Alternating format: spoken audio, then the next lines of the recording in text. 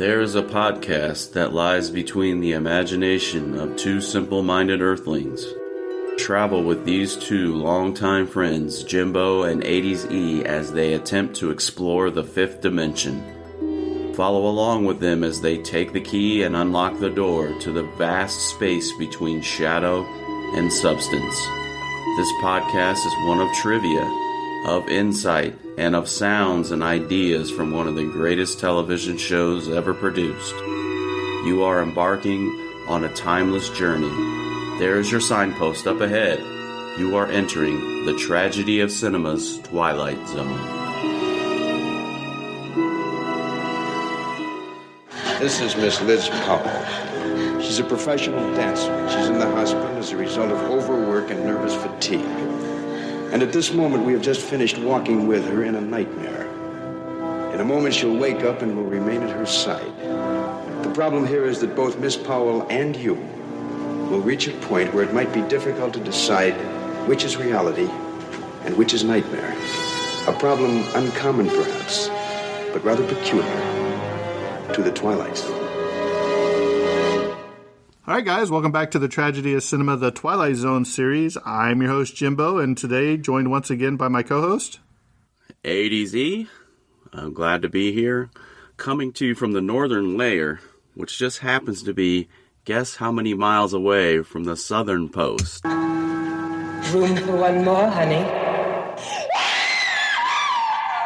Yes, that's right, 22 miles from the southern post. How about that, Jimbo?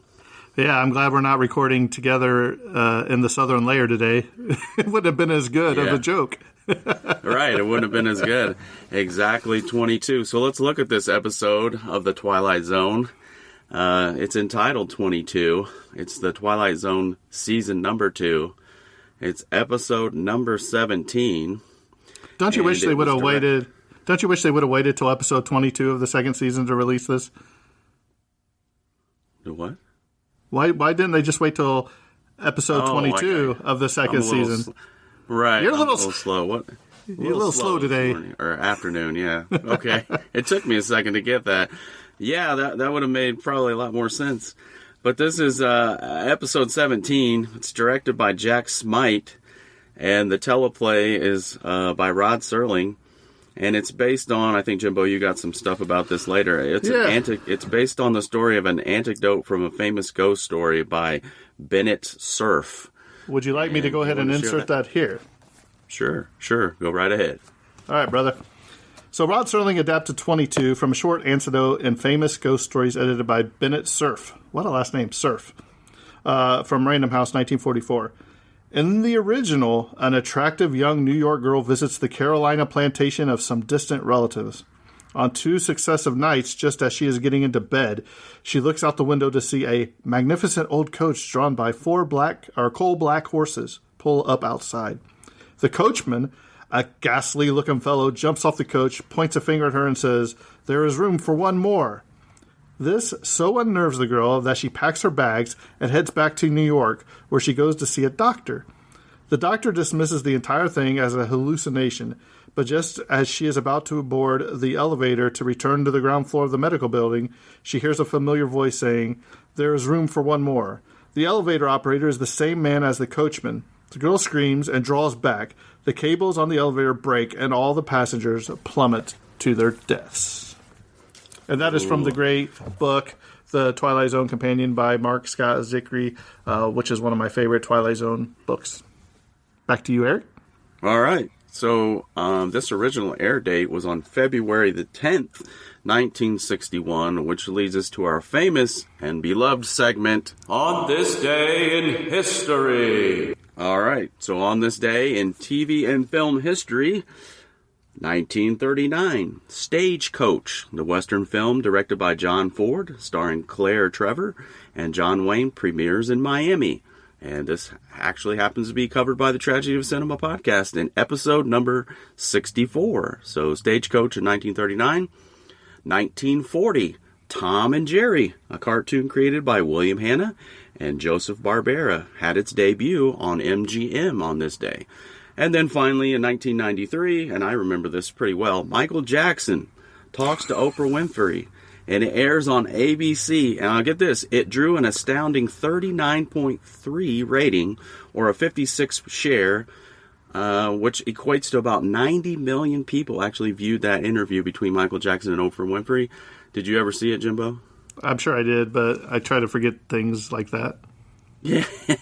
Well, I mean, he was a megastar, and certainly at that time, I think that was prior to all the controversies surrounding that. We won't unpack all that, but 90 million people, and I went back and looked in 1993, but there was about, according to the U.S. Census, I think there were about 250 million people in the country, so 90 million, that's a huge number. That's over 35%, I think, of the country actually viewed that actual interview. So there you go. There's your This Day in History from TV and film. Production costs for our Twilight Zone episode, we're looking at $53,824.64. So about mid-range for a Twilight Zone episode. Kind of high considering that this was a videotaped episode, though. When we adjust that for inflation, we're looking at $526,824.42 with an 878% increase. So moving along, Jimbo, why don't you handle that cast for us? Sure. There's, I guess it's a relatively small cast, but there's basically probably only 4 main actors or actresses in this. And those are the ones that I took time a little bit on. So the first is Barbara Nichols, who is the leading lady, if you will. She plays Liz Powell. She was in the movie Sweet Smell of Success in 1957. And she was also in Batman 66. I believe it's episode 35 and 36 or 36 and 37. I couldn't find out who she played, so I didn't have time to go to my Vudu and check. But yeah, she's in that. She's been in several other things as well. Then you have Jonathan Harris, the Doctor. He is probably most famous for his appearance in Lost in Space in 1965, where he was Dr. Smith. So he's like the face of that franchise. You had Fred Wayne playing Barney Kaminer. Man, this guy, when you watch the episode, dude, he's just, what a slime ball.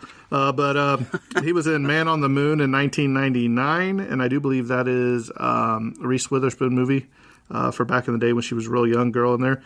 And he was also in a More Perfect Union, America Becomes a Nation, where he portrayed Benjamin Franklin. I thought that was very, very cool. Then you had Arlene Martell. She was the nurse in the morgue as Arlene Sachs. She played in the original Star Trek in 1966. You had Mary Adams, who was the day nurse. She was in the movie Executive Suite in 1954.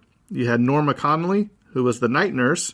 She was in The Wrong Man in 1956. You had Wesley Lau, who was the airline agent. He's been in a couple other Twilight Zones as well. You had Angus Duncan, who was the ticket clerk. He was in Justice for All in 1979. You had Carol Khan, who was the uncredited as the sax double. She was in Days of Our Lives in 1965. And a couple more. You had Joseph Sargent, who was a ticket clerk that was uncredited, who was in Jaws the Revenge in 1987. And, of course, legendary Rod Serling himself as the narrator and the host, who's uncredited once again, but obviously he appears in there. And one thing before I kick it back to you, Eric, one thing I will say about Rod Serling's intro into this, even though he is in the basement of a morgue, the echo that his voice is doing in this, it just didn't sound right. I don't know if you picked up on that or not, but that was my first take of coming into the episode. Yeah, do you think that was on purpose? Like because he was in the basement, maybe they added that audio in? Maybe? I don't know. Maybe since it is the video taped, maybe it had the echoing from where they were at in the basement instead of the normal. Yeah. So that's just what I think. So. Yeah, I noticed that as well. That's what I wondered if they added it for like ambiance or effect, if they added it back in or something. But yeah, I did notice that myself.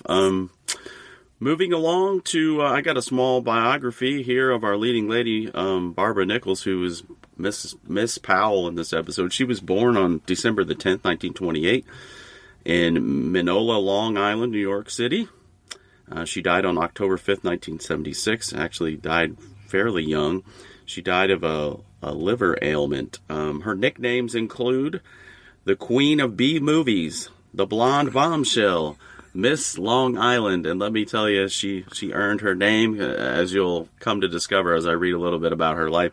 She attended and graduated from Woodrow Wilson Vocational High School in Jamaica, New York. She was a beauty contestant, a winner of many beauty contests. She was crowned Miss Long Island, Miss Dill Pickle, Miss Mink of 1950. I don't know what Miss Dill Pickle was, but that's interesting. And Miss Wielder or Welder of 1953. She was considered a minor rival to Marilyn Monroe. I've heard that stated before, that she was the Marilyn Monroe of the small screen, if you will. So she was a rival to Marilyn Monroe, Jane Mansfield, and, a list of other great actresses of the day. She kind of fit that mold in that time frame in the 1950s. In the late 1940s, she was a showgirl at the New York City's famed Latin Quarter nightclub. Actually, she was in a serious automobile accident in Long Island in 1957 that damaged her spleen, and another serious automobile accident in Southern California in the 1960s that damaged her liver, which is, the result of what ultimately would take her life later. I think that a lot of it is attributed to those two automobile accidents and why she was in such poor health. So in the summer of 1976, she was rushed to Cedars-Sinai Memorial Hospital in Los Angeles, California, where she went into a coma. She awoke for several days just before Labor Day, but sank back into a coma shortly thereafter. She passed away on October 5th, 1976, 2 months away from what would have been her 48th birthday on December the 10th. She also was a calendar girl. She was a cover girl for at least 50 magazines. She was a nightclub dancer. In 1956, she played the role of a stripper in Miracle in the Rain. I haven't seen that movie. She was on the television series The Mask, where she played a murdered stripper. On Studio One, she was a dumb blonde. I'm sorry, I'm having trouble reading this. On The Danger, she was a nightclub singer. On the Circle Theater, Pond's Theater, the U.S. Steel Hour, she was cast to portray a succession of sweater girls, hat check girls, chorus girls, and movie starlets. And this episode of The Twilight Zone kept her track record going because she plays a exotic dancer in this episode. I think that's all I have about her biography. So, she kind of fit the mold of that mid-50s, early 60s blonde bombshell kind of thing, and she actually parlayed herself as a beauty contestant apparently, and winning all those contests, and got herself some roles on television, so and in movies. So that's just a little bit about her life. Unfortunately, she passed pretty young with, again, those liver issues as a result of those two car accidents. So let me move on to the plot for this Twilight Zone episode. Let me just jump in here with that. Liz Powell, an exotic dancer, is suffering from exhaustion and is being treated at a hospital prior to a scheduled engagement in Miami. She has a reoccurring nightmare, which she takes the elevator down to the morgue and is invited by an ominous-sounding nurse who tells her, "Room for one more, honey." Her doctor assures her there's nothing wrong with her physically, and she's just overworked and tired. To Liz, the nightmare is very real. The doctor suggests that she try to break the pattern to see if she can get them to stop. The next time she has the dream, she travels down to the morgue, but the dream goes off as before.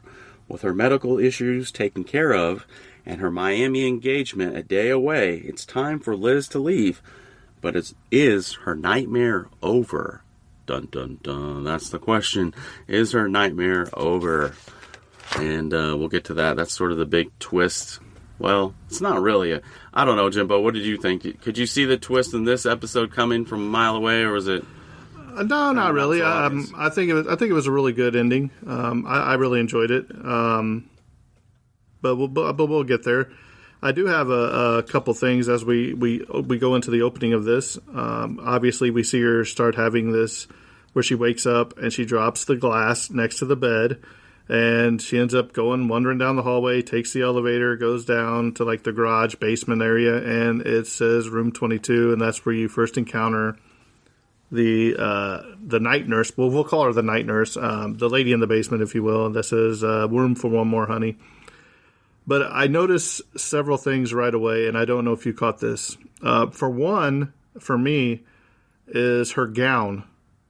Her gown in this episode is a dress. I mean, there's no other way about it. We've all been in the hospital. You know, they always make you put in one of those gowns that doesn't tie around in the backside, so your butt's sticking out, or your underwear. You know what I mean? And it's the ones that never fit right. And here she is. It looks like she's basically about to go perform on stage, which I understand if she's in there for overexhaustion. Maybe they brought her straight in from the nightclub, or she was stripping or whatever. But that just didn't set right with me to begin. So I thought, is this just all in her mind because she's still glamored up, for one? And the other thing that struck me as weird as you go along, even at the opening scene, is the stuffed animals. Like, she has a tiger when she wakes up or whatever next to her bed. That's when she drops the glass. And then she's sitting there. What is it? Is it a clown? A doll clown in her lap? Oh, I'd have to go back. I didn't notice. I noticed the tiger. I think that's I think the clown is when she's sitting there and her boss agent comes in, I think, and it's in her lap, or it's when the doctor comes in and it's in her lap, and I'm like, she's basically like a child trapped in a woman's body, and I think it might be due to the fact that maybe she has some insecurities growing up, and like her agent's like pushing her for do things where she kind of reminds me of, if you think about it. Now I might be stretching it here, but we all remember John Benet Ramsey. You know, how parents like that, where they would put their child in like pageants from an early age and all that, you know what I mean?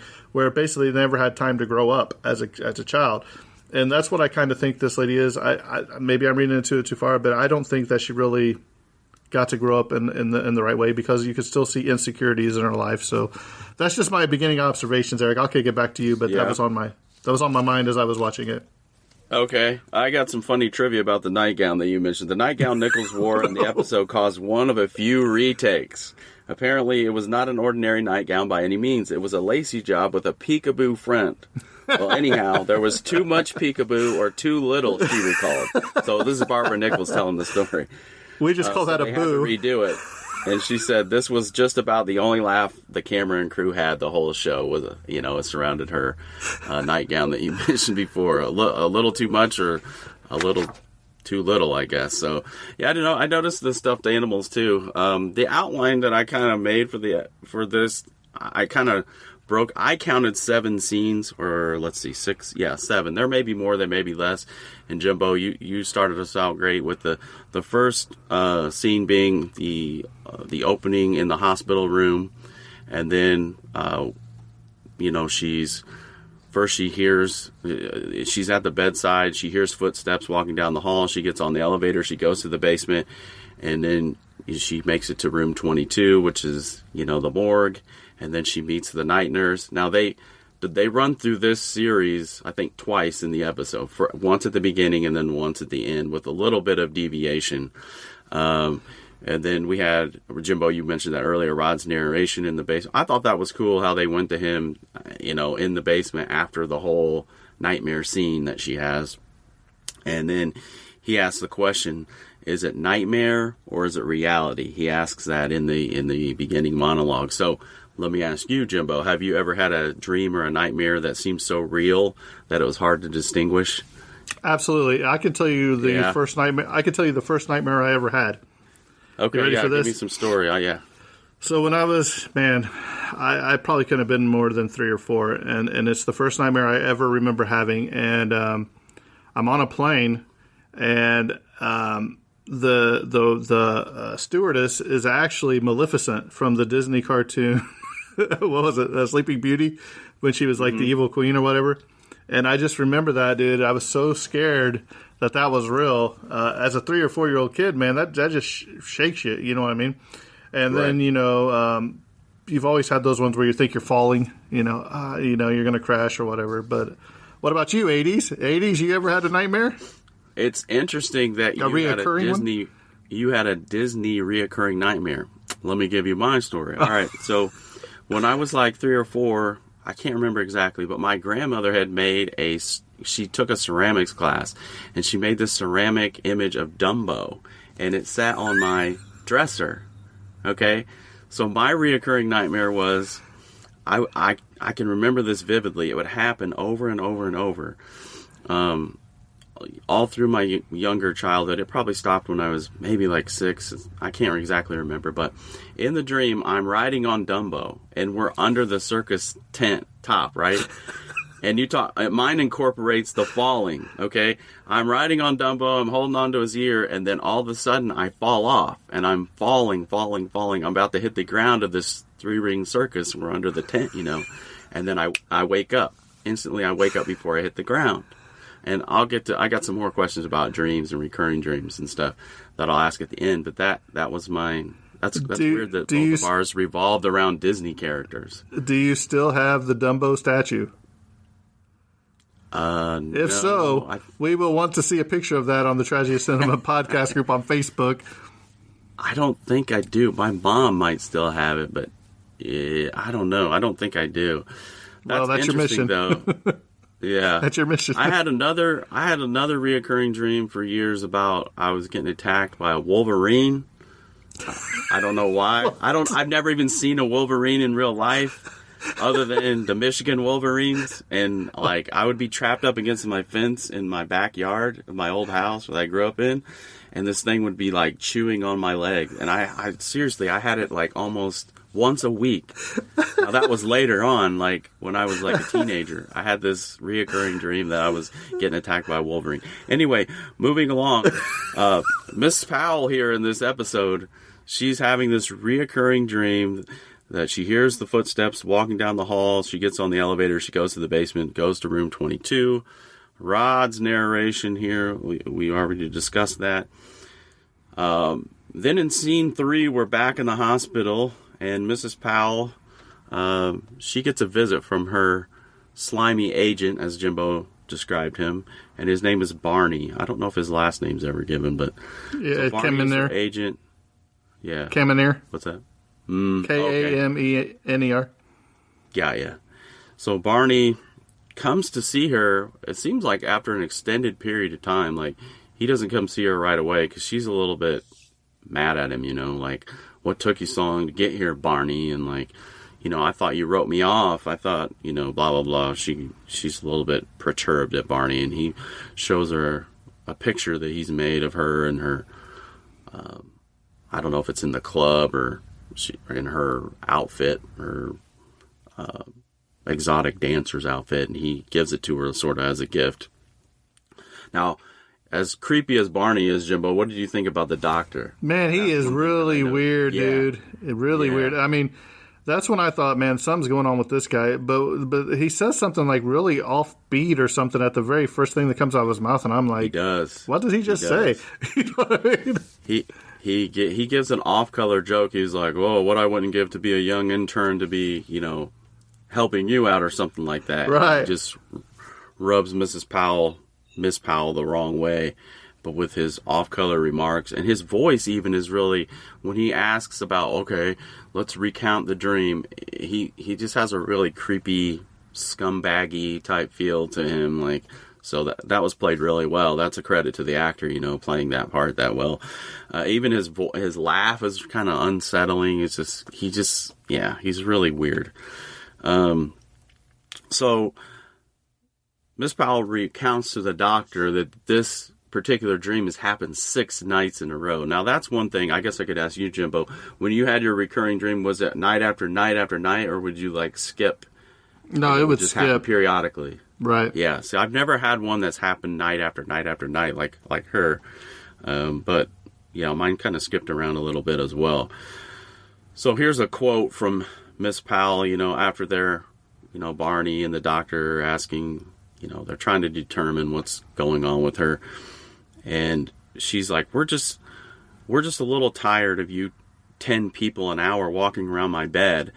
And like we're some kind of freak or something. Why don't you guys get off the dime? There's nothing wrong with me. I never heard that expression, get off the dime. I assumed that it had to do with, milking her for her money by keeping her in the hospital. But apparently this expression is from the 1920s, in dance halls, and it has to do with prompting the dancers to get off stage or whatever and to get moving. I never knew that. That was a phrase from apparently it's from the 1920s. And I was wrong. I thought it had to do with the hospital charging you so much money, like, hey, get off the dime and get me out of here. Well, I thought it had to do with a telephone call, like a dime you put in there and yeah. Basically get off the phone because there's other people that need to use it. So basically you're in this hospital bed when somebody else could really use it is the way I took it. So I was wrong too, I guess. Yeah, well, yeah, because I looked it up. I guess this expression it comes from dance hall, so that kind of correlates with her job, like being a dancer. That's why she would come up with that phrase. Those little things are kind of interesting to me. So one suggestion that the doctor makes is that with the reoccurring dream that she changed the chronology, because he goes through the chronology of how all the events happen. He's like, well, maybe you can kind of like short circuit the dream if you rearrange some of the items and how they happen. So in the second adaptation, the replay of the dream, what is it, Jimbo? She's like, he tells her, don't break the glass, don't get a drink of water, don't break the glass. Exactly. But when she goes to the dream, she gets up and she's not trying to get the glass, but she ends up knocking the glass over anyway and breaking it. Yeah, she reaches for something across smoking a cigarette. Right. Yeah, she was smoking a cigarette, and then she went to put the lighter on the night table, and the lighter fell on the floor, and then she ends up knocking the glass over that way. So then that reinserts the whole cycle again, and the ticking of the alarm clock, and then everything starts happening again. So it didn't work. So we basically have a replay of the opening of the episode. The dream is pretty much the same, with a little bit of deviation, maybe. And then we have the scene after that, scene number 4, the scene 5, where the doctor and the nurse, there's a kind of a little caveat where they're standing in the hallway. And then this is kind of maybe the crux of the episode, where the doctor asks the nurse, well, like, how would she know the number of the morgue, where the morgue is in the basement when she's never been out of the room? Mm-hmm. They kind of leave you with all those questions. Like, how would she know all the details of that in her dream if she's never been out in the halls or anywhere in the hospital? Well, I think an important part that you missed too is when she, maybe it hasn't happened yet, but when he's like, you keep telling me that you keep going down to the morgue and the night nurse is down there, and he's like, we don't have that night nurse, and they move that curtain, and it kind of looks like the lady, but it's not the lady. You can tell the features are different. So I think that was very interesting too. So that lady basically doesn't even work there, that she keeps seeing. Right. And he makes that point. Like, how could you see this lady when it's not the same lady that works here? So after the doctor and the nurse have that exchange in the hallway, and they're puzzled how Miss Powell could know where the morgue is. Then we're back in the hospital room, and Miss Powell is leaving the hospital now. She's being released. She's headed to Miami, and that's kind of scene number 6. And then scene 7 is all set at the airport, and the ticket agent reveals that her flight is actually number 22, flight number 22. She hears the ticking of the clock on the wall. She bumps into a lady carrying a ceramic vase or a lamp. I can't really tell which. And then the lamp hits the ground, thus the breaking of the glass. She hears footsteps behind her as people pass by her, to go out to the tarmac. She walks up the tarmac and up the stairs, and she hears those dreaded words from the flight attendant, who is the nurse, who is now a flight attendant for this particular flight. She runs back hysterically and looks out the window to see Flight 22 burst into flames by a huge explosion, and that kind of brings you to the end of the episode. Jimbo, did you have anything else inside the episode, like trivia-wise? No, I did not. Okay, I'll launch on to just some general trivia about the episode then. So Barbara Nichols accidentally fell when she was running down the airplane stairs and back to the runway. Although Barbara's fall on the tarmac wasn't in the script, Jack Smite loved it so much that he kept the shot in. So that was kind of interesting that in the original script she wasn't supposed to fall and they left it in. Arlene Martell, credited here as Arlene Sachs, which that's kind of confusing. Was there a double for her, too? Or, Jimbo, you read in the cast list that there was a lady named Carol Kahn who was Sax's double? Yeah, I didn't understand that. So maybe there was two ladies. I don't know. That's kind of weird. But anyway, Arlene Martell. Or was she the lady where she pulled the curtain back and it was the fake nurse? Maybe. I don't know. But I think that would be Norma Conley, though. Yeah. So Arlene Martell, let's get back to her. She plays the nurse in the morgue who taunts Liz Powell with the line, "Room for one more, honey." In order to make her look more sinister, they used makeup to give her a somewhat demonic look, complete with arched eyebrows.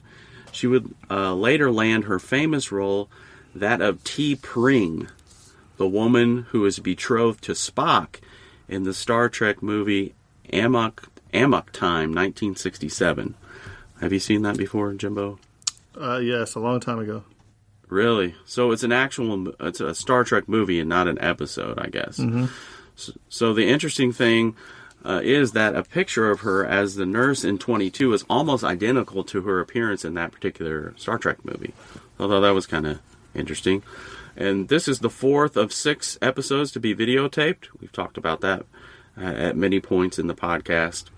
Although I will say this right here. Tell me what you think, Jimbo. I didn't think it was that noticeable in this one. For whatever reason, it might have just been until the very end and the explosion of the airplane, that was really noticeable. But I don't know, maybe it was the setting or how it was shot or the lighting. I don't know. It just didn't, or maybe it was the device I watched it on the first time, but I didn't notice it to be a videotaped episode like the other ones seemed really noticeable. It didn't stand out as bad as the other ones. Again, I think it would have looked better if it would have been shot studio like the other ones. Yeah, I think it would have flowed a lot better, but yeah, it's not as bad as some of them. Yeah. So, as Jimbo referenced earlier, the story was adapted by Rod Serling from a short anecdote in 1944 by Bennett Cerf of Random House anthology, Famous Ghost Stories, which it itself is an adaptation of The Bus Conductor, a short story by E.F. Benson. So apparently the Surf story was taken from another short story, and I started to read The Bus Conductor. It's a little short story, and I don't know, I got about halfway through. I couldn't really pick up on a lot of the connections, but I'll get to that as to why. If you read The Bus Conductor on its own, it's not going to be like a shot-for-shot remake of this episode. So, The Bus Conductor was from an anthology. The Bus Conductor was an inspiration for one of the segments in an anthology horror film called Dead of Night in 1945. So this story has kind of been retreaded a couple of times. But in this particular episode of The Twilight Zone, this episode originated from a gracious gesture to Serling from a friend, Bennett Cerf. So apparently Bennett Cerf and Serling were good friends. He was the president of Random House, Inc. at the time, so Cerf spent the afternoon and evening as a guest of the Serlings at their Pacific Palisades home. As a way of saying thanks, Cerf arranged for the New Beginner books and the latest Dr. Seuss release to be shipped to the Serlings in mid-December 1959. How cool would that be one of Serling's kids and get one of the first Dr. Seuss, early prints or whatever? Probably autographed. Yeah, right? So he sent this over to the Serlings in 1959. Among the books was an anthology of ghost stories for Rod, and it was one of the short stories contained within that as half of the inspiration for the episode. So the other half of the inspiration originated from Mrs. Peter D. Matthews of Needham, Massachusetts. She wrote to Serling on July 26th, forwarding 2 clippings from the July 25th issue of the Boston Sunday Herald. The news briefs told of a construction worker who days before a deadly accident shook hands with his fellow workers and told them he would be dead before Wednesday. That's kind of wild. Sure enough, a 120-foot crane,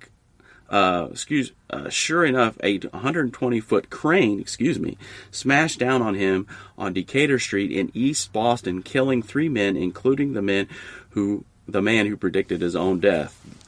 The premise was too intriguing in detail, so Serling blended the ghost story and the news items into a fictional tale of a woman who suffers from a reoccurring nightmare foretelling a future accident that just may be the cause of her own death. So that's interesting how those two things got meshed together.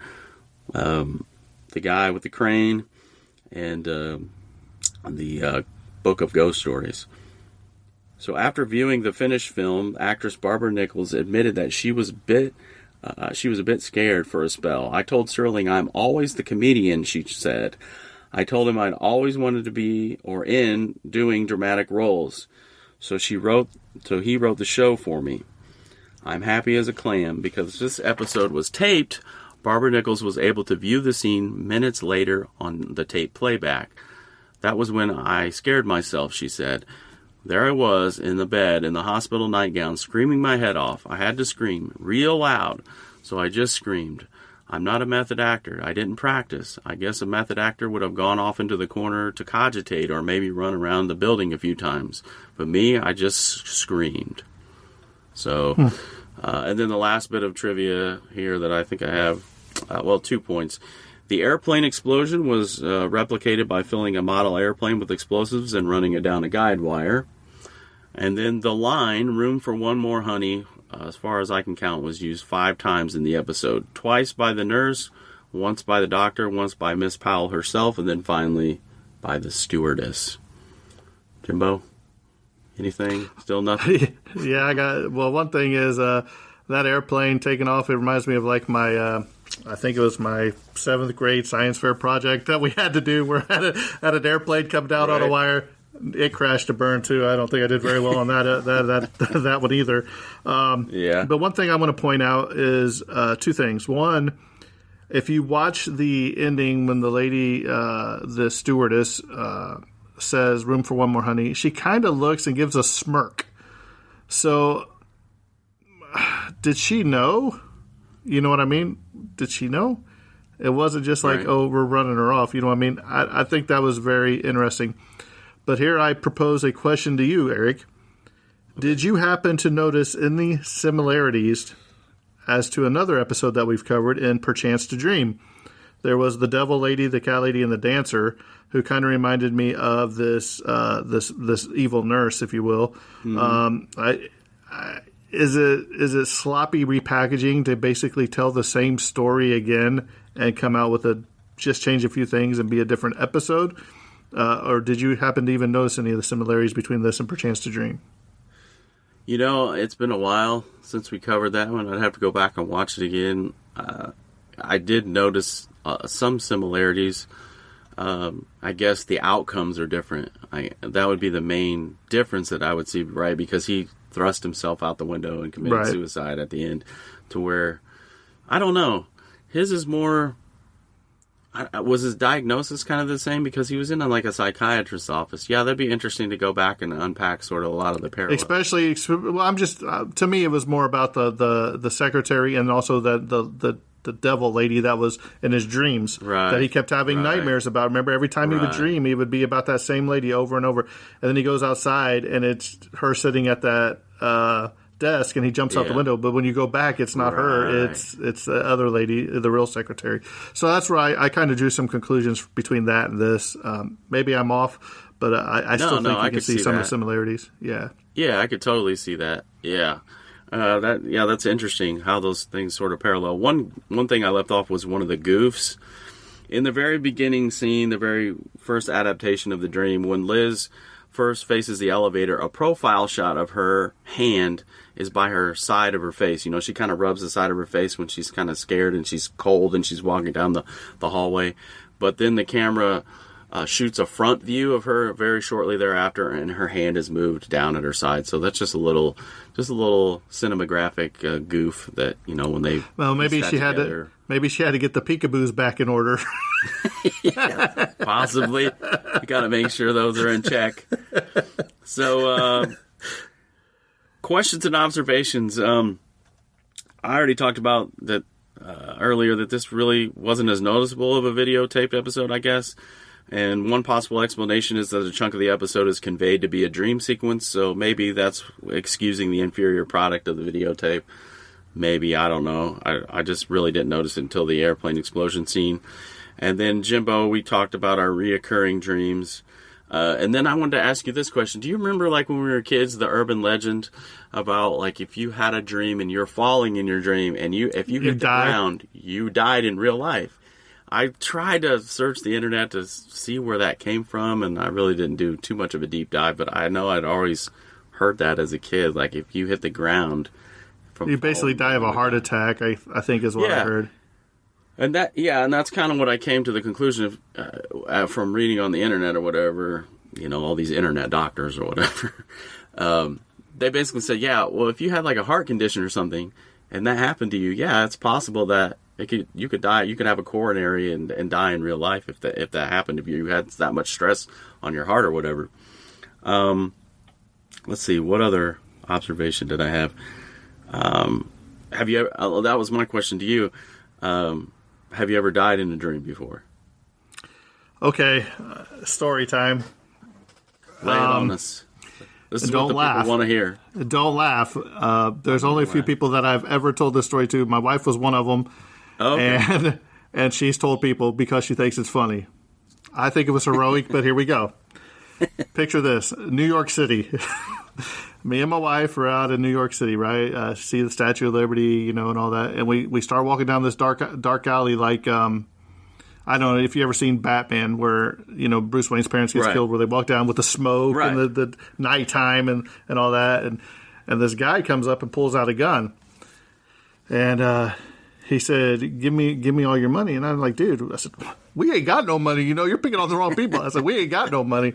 He said, well, you don't give me money, I'm going to shoot her. Well, when he goes and squeezes the trigger, I jump in front of my wife, right? Oh. And as I jumped in front of her, I get shot, but I flew out of the bed in real life and landed on like one of her high heels or shoes right in the sun. And I'm going, oh. She said, what are you doing? I said, I'm saving your life. So I count that as kind of, you weren't supposed to laugh, Eric, but I say I probably died in that very heroic. But that's the only one that really stands out mostly to me. You? Nice. No, I'm not the hero like you in my dreams. Oh, thanks a lot. Thanks a lot. Make me look like the idiot of the podcast. No, that's crazy that even the high heel or whatever. It hit me right in the like you in the side. And I thought I bruised my ribs or something. You know what I mean? Yeah. No, I don't think I've it's always the following dreams. I've fallen off buildings. Superman's dropped me like in the original Superman, like how or maybe it's 2, where he drops Lois Lane. Like I had a lot of Superman fantasy dreams that, I would be falling, but I never hit the ground for whatever reason. So, did you ever have the dream that you could fly? Oh, tons. Dude, I love it, dude. I'd be soaring above the treetops, Yeah. Yeah, but that reoccurring one about Dumbo, that one scared me to death. And the, being mauled by the Wolverine. Those are the two ones that stick out in my mind. But if you don't have any other observations, those are just the two that I had. Anything else in closing from you? Well, one thing, as we're closing this episode down, let's keep our good friend Jerry Pauley in your prayers and thoughts. He basically went into the hospital where they discovered that he did have a heart attack at some point. He was walking around, but it did damage to his heart. He actually did code on the table as they went in to do a procedure. They brought him back after giving him CPR. So he's on this road to recovery. He's home now. He said that he'll be back to normal in no time. But there is a GoFundMe. If anybody would like to donate to him to help cover some of the medical expenses. He's one of the main reasons I started this podcast, because I listened to him, and he even I actually took him out to eat, and he answered a lot of questions about what I needed and stuff like that. So that's Jerry Pauley with Hillbilly Horror Stories. If you'd like to donate, it's on our Facebook page. It's on their Facebook page. Now, as I said that, we do have a review I need to read. Okay. And then after I give our review, I'll give my thoughts on this episode. So here we go. So this is a new review, and it's awesome show, 5 stars. It says, Tragedy of Cinema is one of my favorite podcasts. I love the variety of movies and the specials like the Twilight Zone episodes. 5 stars. That's from Carl Todd. So Carl, thanks for listening. He's become quickly a good friend of the show. So now, thank you, Carl. Here we go with my rating of this episode. I think that the lady is creepy. The evil lady, we'll call her. Barbara Nichols, I wanted to like her, but I just couldn't get into her. And it's not that she did a bad job. It's just, I don't know. She had that voice that just drives me insane. Like the scratchy, I don't know how to describe it. I thought Jonathan Harris, he was the creepy as a doctor. So he did excellent. Scumbag Barney. Boy, he played that part really well. He was a scumbag. So for visuals, lighting, acting overall, it's probably a 6.5 or a 7 for me out of this episode. I like the ending. I think it's good. I like the twist. But from everything that I've stated, that's probably why I gave it such a low number. And then again, it is a videotaped episode, and even though you can't tell it as much in this episode, it still bothers me that I'm watching it like that, especially like when you have a high definition of these episodes, you can really tell a difference. So for me, it's probably a 6.5, 7. Eric, what would you give it? Yeah, I probably would give it around the same. I think IMDb gave it it was a little high for me. I think it might have been as high as 8.7. I thought the twist was pretty good at the end. It was a good classic Twilight Zone twist. I like that. I did, of course, don't like the fact that it was videotaped, but again, didn't notice it as much for this one. I thought it was very ominous. The nurse / stewardess, flight attendant, she only has one line, but she delivered it really, really good. And yeah, I would say it's probably a strong 7.5 for me with the twist and everything that's involved. And the story, the way Rod crafted the two stories together, I thought that was interesting, and it makes a lot of sense. It does have a parallel, Jimbo, as you brought up earlier, with Perchance to Dream. See, now you really want to go back and watch that now, don't you?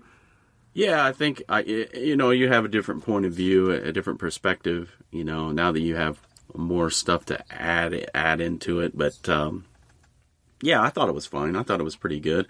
It was probably one of the better ones of season 2, maybe so far. Not the best, but again, it's just slightly above the middle of the pack tier, I guess, on this episode. So yeah, I thought it was good. It's definitely better than the last videotaped one that we covered, The Whole Truth. Yeah, with the used car salesman. Yeah, it's going to be really. Let's not revisit those bad memories. But let me just give you a little teaser for the next episode. The next episode will be covering the Odyssey of Flight 33. So let me just read Rod's trailer. It says, next week you'll find each of your names on the passenger manifest of a jet aircraft that travels from London to New York City. You'll sit in these seats and you'll go through an experience unique beyond words and tense beyond anything I believe you've ever seen. You'll be departing next week at about this same time in a vehicle we like to call the Odyssey of Flight 33. But be prepared for a stop midway in the Twilight Zone. So there you go. There's your teaser for the next episode. Looking forward to that one. And Jimbo, take it away if you got anything else. Close us down. Well, if you want to follow us on the social media, we are the Tragedy Cinema podcast on Facebook. Yes, I did start the TikTok since I was sick of waiting on Kyle. You can see I've got a couple of posts on there already. Pretty cool. Still trying to figure some stuff out, but pretty cool. Let's go ahead and shout out some of our friends for the podcasting world while we're here. There's Mysterious Circumstances with Justin Rimmel. You have Hillbilly Horror Stories with Jerry and Tracy Pauley. You have Tim Mullins with the HHH Media, where I am one of the audio actors on there. There's also, who else we shown? Evil Never Dies podcast, if you like, with Brett and Carl, if you like rock and roll, heavy metal, and horror movies. There's Greg Bazzini with Monsters and the Mosh Pit. I hope I got that right. And I know I'm forgetting somebody. Who am I forgetting there? Probably Middle Aged and Creep Out with Todd, Sean, and Nate, who will be alongside us with Hillbilly Horror Stories this May for our live show. So tickets are on sale. They are selling fast, actually faster than last year. So last I heard, I think we're almost already past halfway sold out. So you might want to get those soon. So other than that, I think this episode's coming to a close, and that's a wrap. And Eric? And cut. Miss Elizabeth Powell, profession dancer. Hospital diagnosis, acute anxiety brought on by overwork and fatigue. Prognosis, with rest and care, she'll probably recover. But the cure to some nightmares is not to be found in known medical journals. You look for it under potions for bad dreams, to be found in the Twilight Zone.